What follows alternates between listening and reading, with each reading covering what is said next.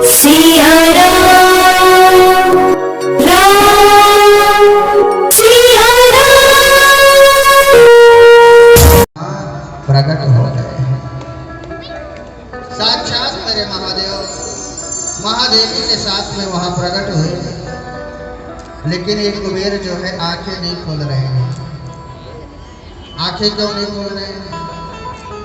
इसलिए अपनी आंखें नहीं खोल रहे हैं कि जो महादेव का दर्शन है, जो महादेव की छवि है, हे मेरे प्यारे, वह कुबेर को अपने अंतःकरण में दिखाई दे रहा है। इसलिए मेरे महादेव ने उस छवि को जब अंतःकरण से अंतर ध्यान किया, तब कुबेर जी ने अपनी आंखों को खोला है। जैसे कुबेर जी ने अपनी आंखों को खोला मेरे भाई बहन, तो क्या हुआ? जैसे देखा बाहर तो मेरे महादेव और महादेवी विराजमान थे, खड़े हुए थे। ये दर्शन करके निहाल हो गया और कहा, हे महादेव, आप कैलाश से चल करके काशी धाम में आए। महादेव ने कहा, आपकी क्या इच्छा है? कुबेर कहते हैं, हे महादेव, मेरी यही संपूर्ण इच्छा है कि हे महादेव, आप काशीपुरी में ही अपना निवास बना लीजिए। हे मेरे प्यारे, आप इस काशीपुरी में अपना निवास बना लीजिए और महादेवी के साथ में आप काशी में रहिए। महादेव ने कहा, ठीक है। और मेरे महादेव एक शिवलिंग के रूप में वहीं काशी धाम में मेरे महादेव विराजमान हो गए, मां पार्वती के साथ में। काशीपुरी में आकर के मेरे महादेव विराजमान हैं। और कहा कुबेर को, मेरे महादेव ने कहा, हे कुबेर, तुम पहले यज्ञ दत्त के पुत्र थे, गुणनिधि, जो तुम चोरी करते थे। लेकिन मेरे मंदिर का तुमने दर्शन किया और तुमने मेरा प्रसाद प्राप्त किया। उससे जाकर के तुम एक राजा के यहाँ जन्म लिए। महादेव की कृपा हुई कि तुम राजा के बालक बनकर के जन्म लिए। इसके बाद तुमने मेरे मंदिर में सुंदर प्रकाश किया था, ज्योति जलवाई थी, मेरे मंदिरों का तुमने जीर्णोद्धार करवाया था, बड़े बड़े मंदिर बनवाए थे तुमने। इसलिए भगवान के लिए जो तत्पर रहता है सेवा में मेरे प्यारे, उस दम को मेरे महादेव ने कुबेर बना दिया, कुबेर बना दिया मेरे महादेव को। और आज महादेव कहते हैं, हे कुबेर, आज मैं तुमसे अत्यंत प्रसन्न हूँ। मैं तुम्हें सबसे बड़ा पद दे रहा हूँ कुबेर। जो मेरे सबसे निकट रहता है, मैं उसे अपना मित्र बना लेता हूँ। इसलिए हे कुबेर, आज से तुम मेरे मित्र हो, तुम मेरे सखा हो। अब कुबेर को मेरे महादेव ने अपना सखा बना लिया। तब कुबेर कहते हैं, महादेव, आप किसी काशीपुरी में निवास करिए। मेरे महादेव ने कहा, जरा ध्यान से सुनना। मेरे महादेव कहते हैं, ब्रह्मपुत्रो विनीतात्मा तपोर्थम मनाधते।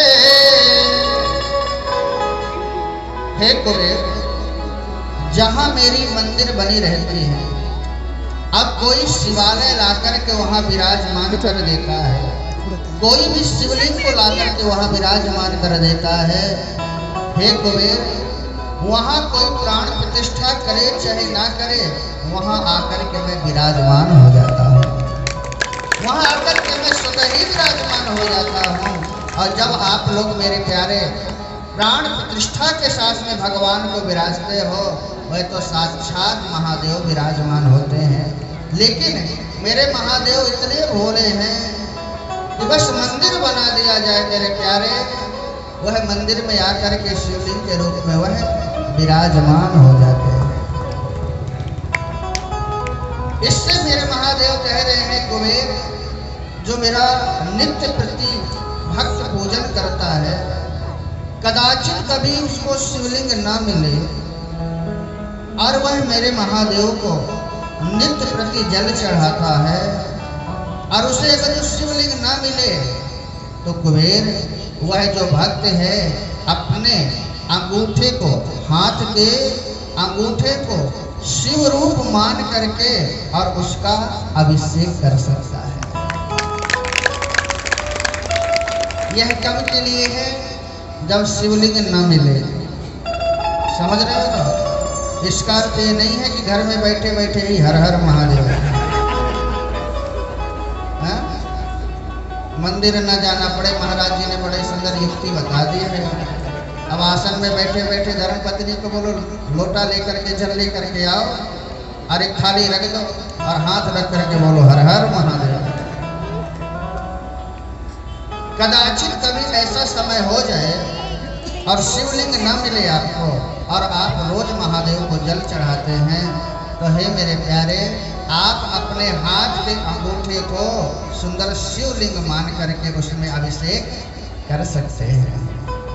महादेव कहते हैं जो गुरु होते हैं, जो संत होते हैं, हे मेरे प्यारे, गुरुदेव के दाहिने पैर के अंगूठा जो होता है उसमें शिव का वास होता है, उसमें शिव का निवास होता है। इसलिए मेरे प्यारे जो संत होते हैं ना, वो बहुत कम चरण धुलवाते हैं और चरण भी धुलवाते हैं तो जो अनन्य उपासक है, अनन्य भक्त है, उसी से अपने चरणों को धुलवाते हैं। क्यों? इसलिए कि उसकी शक्ति रहती है ना। इसलिए संत भगवान को प्रणाम तो करना चाहिए, इसमें बुरा मानना नहीं चाहिए मेरे प्यारे, कभी भी बुरा नहीं मानना चाहिए। हमें संतों को छू करके कभी प्रणाम नहीं करना चाहिए, छू करके नहीं करना चाहिए। लेकिन अगर जो कर भी लिए हैं तो इसमें गलती भी नहीं है, इसमें हमारा जो पुण्य होता है वह आप लोगों के पास में जाता है।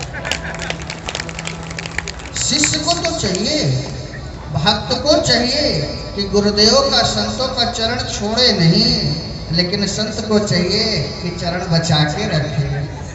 वो बहुत जल्दी आशीर्वाद तो मिलता है मेरे प्यारे, लेकिन पुण्य भी जाता है। जो भजन होता है वह शिष्यों को देना पड़ता है।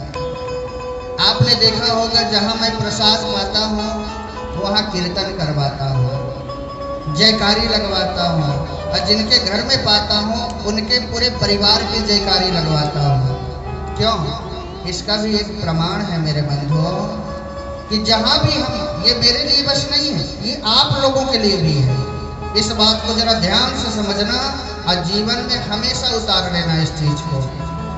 कोई आपके पास रहे या ना रहे, आप 10 बार या 5 बार ही भगवान का नाम लेकर के ही कहीं भी प्रसाद पाओ आप। तो जब हम कीर्तन करवाते हैं ना, उसके संपूर्ण परिवार का नाम लेते हैं। क्यों? आप जो हमें प्रसाद खिला रहे हो ना, ये कर्जा ही तो है, ये कर्जा ही तो होता है जो कि हमें पुण्य देना पड़ता है। आपको क्या देना पड़ता है? भजन की शक्ति देनी पड़ती है। इसीलिए मेरे प्यारे, बहुत सोच समझ करके चरण छुआना चाहिए और बहुत सोच समझ करके शिष्य भी बनाना चाहिए। कितने लोग हैं मेरे शिष्य मेरे प्यारे कि जो 5-5 वर्ष से, 10-10 वर्ष से लगातार लगे हुए हैं कि गुरुदेव हमें दीक्षा दे दे, पर मैं नहीं दे रहा हूँ। जब मुझे लगता है कि अब यह दीक्षा योग्य है, जब मैं समझता हूँ कि मेरा भगवान का भजन कर सकता है, तभी मैं उसको दीक्षा भी देता हूँ। क्योंकि मेरे प्यारे ये सब बातें इतनी सरल नहीं है, और जो सरलता से कर लेते हैं उनको तो प्रणाम है मेरे भाई बंधुओं।